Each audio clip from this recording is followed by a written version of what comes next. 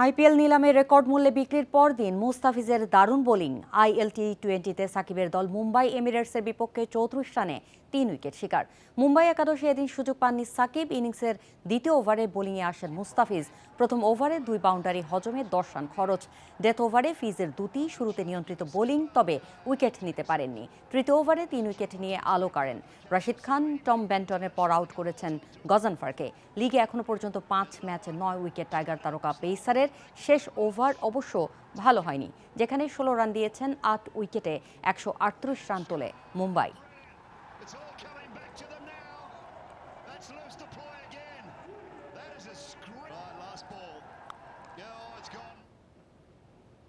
টি-20 সাম্প্রতিক ফর্ম ধরে রাখতে পারলে বিশ্বকাপে সেরা সাফল্য পাবে বাংলাদেশ, বলছেন মোহাম্মদ আশরাফুল। বিপিএলে ব্যাটারদের কাছে ধারাবাহিক পারফরমেন্সের প্রত্যাশা তার। বিশ্বকাপের ভালো প্রস্তুতির জন্য বিপিএলে সব ভেন্যুতে স্পোর্টিং উইকেট চান টাইগার ব্যাটিং কোচ। বিশ্বকাপ স্কোয়াডে পরীক্ষিতদের চান নির্বাচক হাসিবুল হোসেন শান্ত।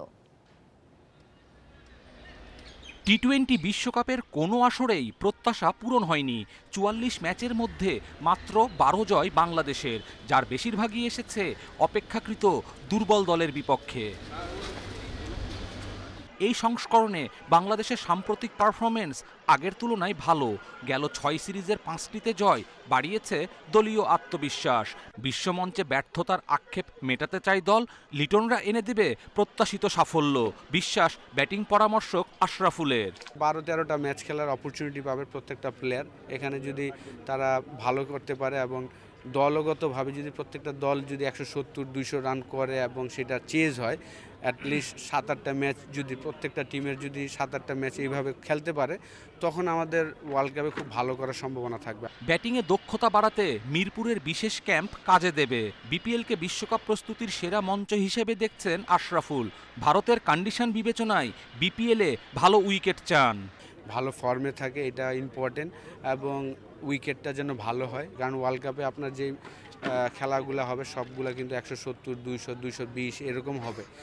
সেটা আগে ব্যাটিং করলেও করতে হবে, আবার চেজও করতে হতে পারে। তো এই প্র্যাকটিসটা যদি আমরা বিপিএলে করতে পারি, প্রত্যেকটা টিম প্রত্যেকটা প্লেয়ার, তাহলে আসলে ভালো রেজাল্ট করা সম্ভব। বিশ্বকাপের স্কোয়াড নিয়ে পরীক্ষা নিরীক্ষার সুযোগ কম। বিকল্প খেলোয়াড়ের খোঁজে বিপিএলে ধারাবাহিক পারফরমেন্সে চোখ রাখবে ম্যানেজমেন্ট, যদিও অভিজ্ঞতার ওপরই গুরুত্ব দিচ্ছেন নির্বাচক শান্ত। অবশ্যই আমাদের কাছে বাট জিনিসটা হচ্ছে যে পারফরমেন্সের উপর নির্ভর করবে। পারফরমেন্স সাথে তো অভিজ্ঞতার একটা ব্যাপার আছে। এটা একটা বিশাল বড় ফরম্যাট। তো ওয়ার্ল্ড কাপে আপনি ইয়াং প্লেয়ার যদি এক্সট্রাঅর্ডিনারি খেলে, সেটার উপর ডিপেন্ড করে। নতুন যদি বলেন রাকিবুল আছে, যে চমৎকার আছে, রিপন আছে, এরা যদি ভালো খেলে তাহলে হয়তো চান্স থাকতে পারে। এবারের বিপিএল থেকে একাধিক প্রতিভাবান ক্রিকেটার পাওয়ার বিশ্বাস আশরাফুল শান্তর। কপিল পাল, ইন্ডিপেন্ডেন্ট নিউজ। খেলাধুলায় বৈষম্য নয়, অগ্রাধিকার ভিত্তিতে দেশের ক্রীড়াঙ্গনকে এগিয়ে নেওয়ার বার্তা নতুন ক্রীড়া উপদেষ্টা আসিফ নজরুলের। বিকেএসপিতে একটি স্পোর্টস হাব করার পরিকল্পনার কথাও জানান তিনি। ফুটবলের জনপ্রিয়তা পুঁজি করে জেলা পর্যায়ে সুপার লিগ আয়োজনে জোর দিয়েছেন আসিফ নজরুল।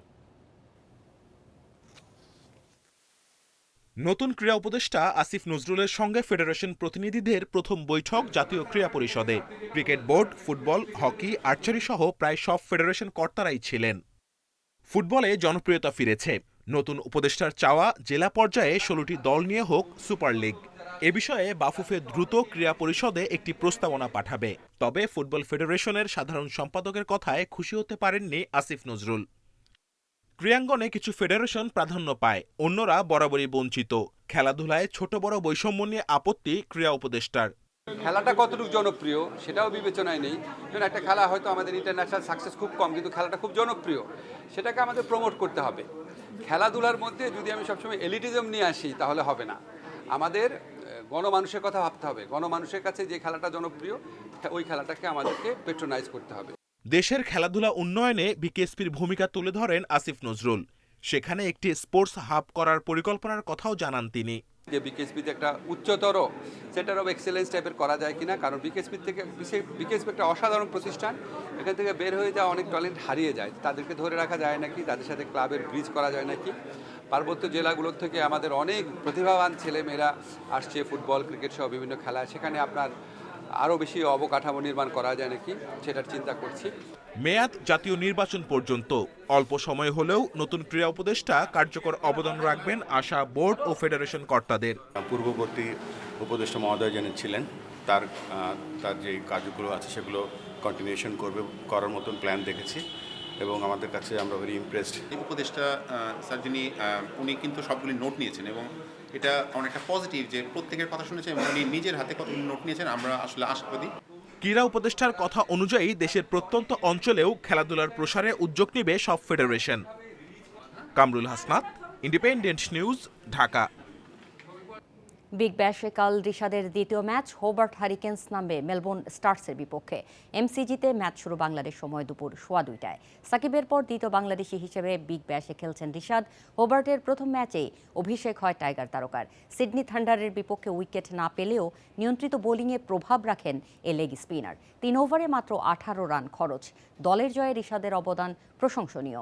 মেলবোর্নের কন্ডিশন স্পিনারদের জন্য তুলনামূলক কঠিন, তারপরও নিয়ন্ত্রণ ও বৈচিত্র্য দিয়ে প্রতিপক্ষ ব্যাটারদের চ্যালেঞ্জ জানাতে প্রস্তুত রিশাদ।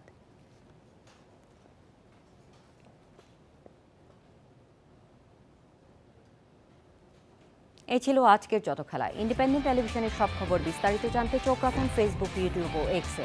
আমন্ত্রণ পরের আয়োজন।